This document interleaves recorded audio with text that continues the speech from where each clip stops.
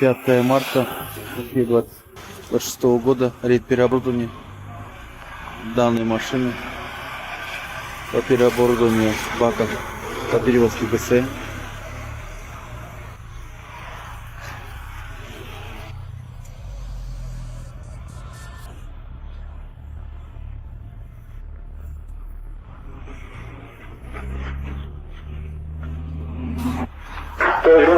«5 марта 2026 года. В ходе рейдового мероприятия переоборудования данные машины водворяются на штрафную стоянку по переоборудованию бензобаков по перевозке ГСМ с республики Казахстан.